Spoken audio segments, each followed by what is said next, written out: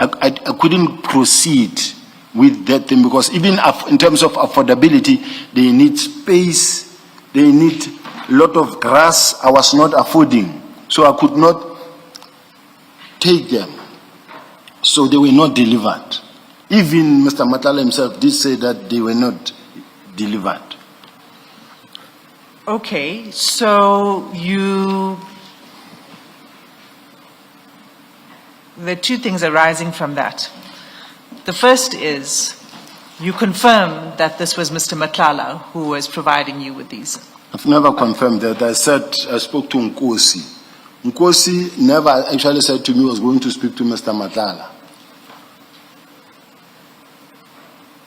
Right, when you get that message with the voice note, the very next message that's sent to you is, morning, it's from Kat.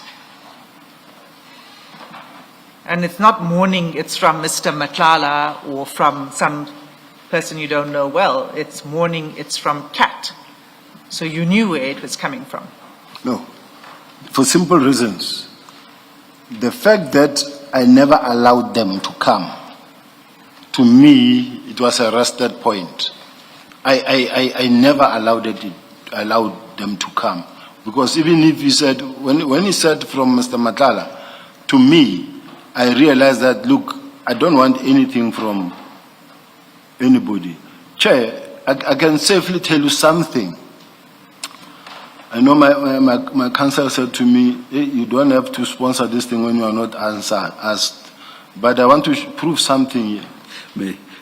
May I say this, Ms. Gillian, from last week already, I came close to saying to you, your client is sailing very close to possibly divulging client-lawyer confidences. But perhaps the General should continue. I take note.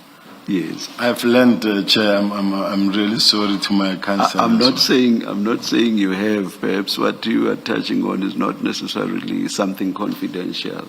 I'm sure if it was, Ms. Gillian would say something in that regard. Please continue. Yeah, no, she was just trying to advise me that don't talk too much, be short.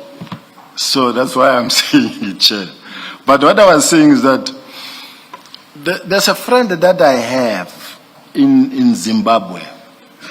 At some point it was my birthday, and a friend said to me, my friend, I want to buy you a present, but I'm far, I will send you some money. And I said, it's okay, but you must know that it's something that I have to declare. And then he said, it's okay.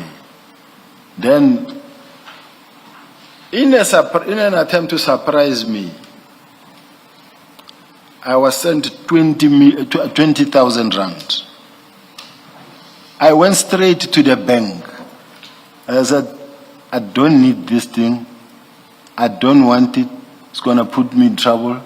Reverse this transaction. I don't need. And it happened. So I'm saying, anything that I know that this one is a no-go area, because I've lived with this thing and I've charged many people for this thing, I could not go ahead.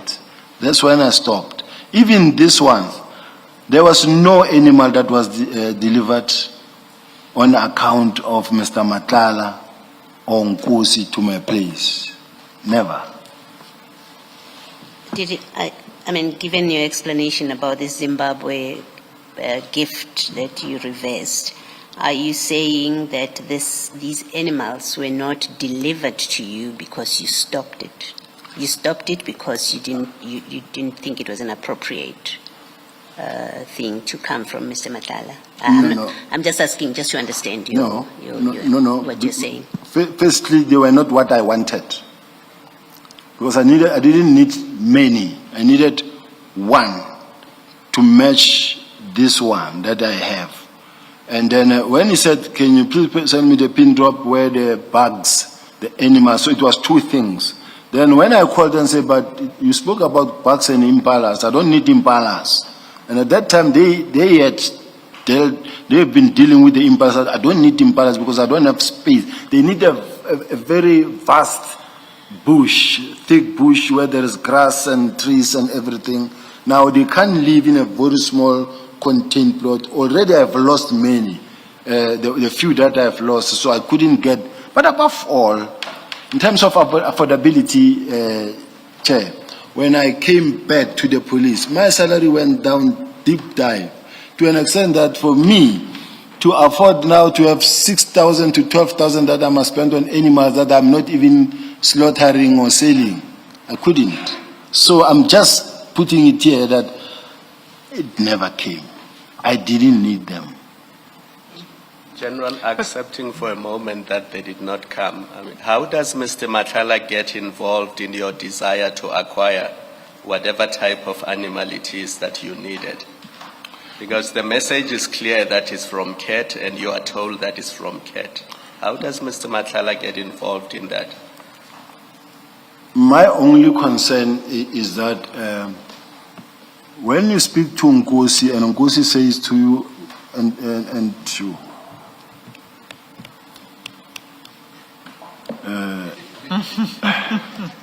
I think that horse has bolted, General.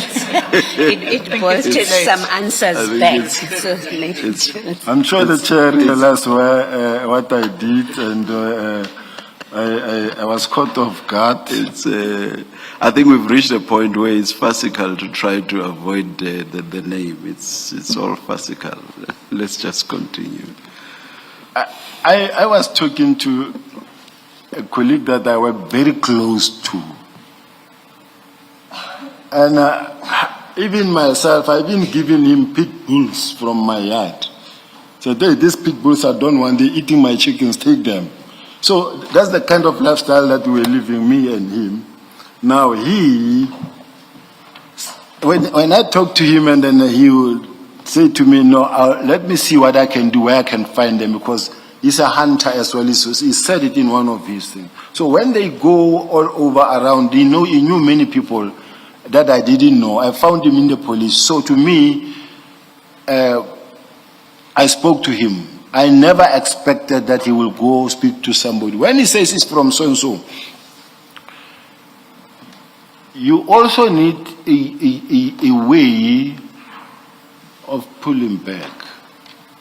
When you see that this thing is now beginning to cross the line, you pull back. Hence, I didn't allow anything to come my way. It wasn't delivered. General, you have said to us that the witness did not bring Mr. Matlala to your office. And so you met Mr. Matlala independent of the witness. And so that's what you've said to us. But then, and that was according to you, in January 2024, maybe February 2024. But now it's March the 21st. And he says to you, morning, it's from CAT. Now, the first thing is, what did you know about his relationship with CAT?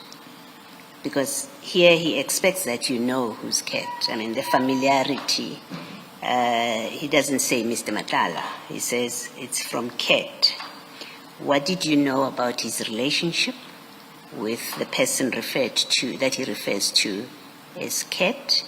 And why would he have thought you would know who he's speaking about when he says it's CAT? So it's two questions. If the commissioner remember very well, we were already past the stage of having met CAT, because we met CAT initially when he came to the office. I got to know that he knows CAT, and he knows CAT very well. So CAT was someone who was up and down.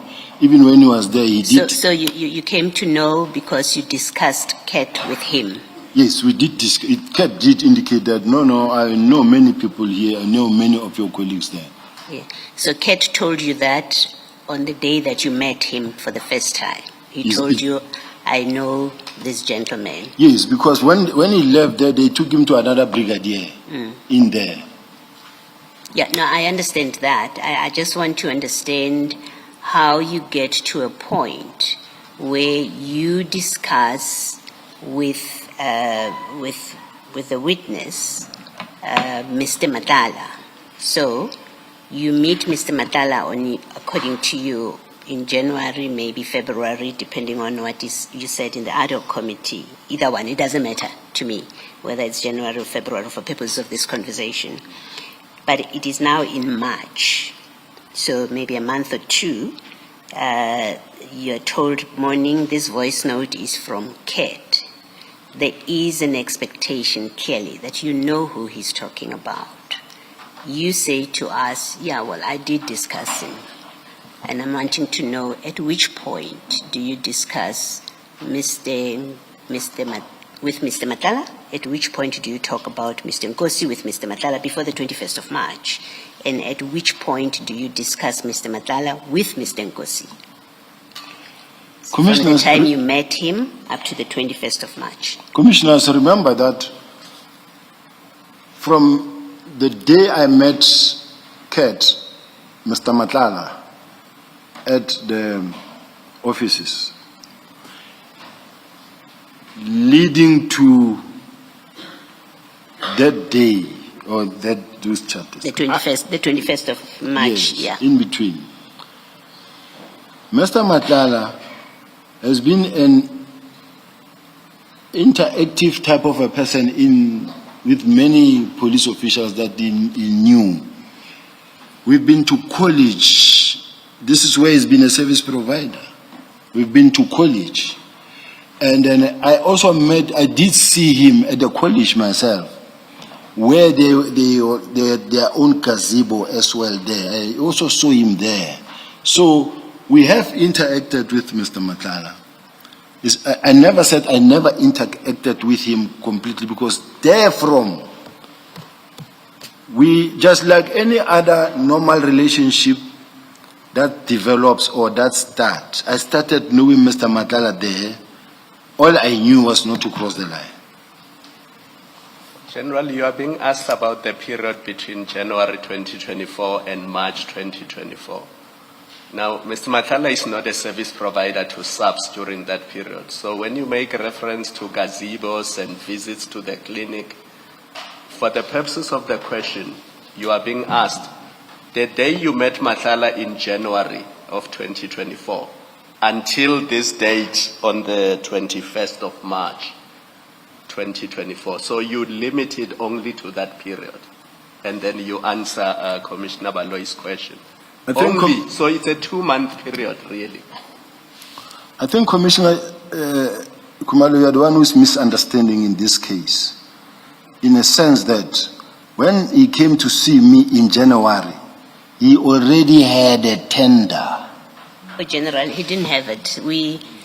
Can we just accept as a fact, and then you can speak from there. The tender was awarded in June 2024. That's fact. Now you are interacting. So you can check that if you want, but it is in June 2024. That's fact. You are interacting with him in March 21. Well, between March. January and March, yes. 24 is what these texts are about. And you say, in that period, already in March 2024, that's what you say, I've been interacting with Mr. Matlala.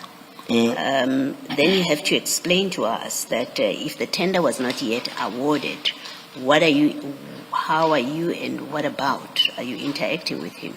What I may request, Chair, in all aspect, is that where I mixed the date is not out of an intention to misrepresent the facts. I'm working from memory. I don't have anything, and I'm not making an excuse. Where I should take it from is from when Mr. Matlala came to the office. I know it's January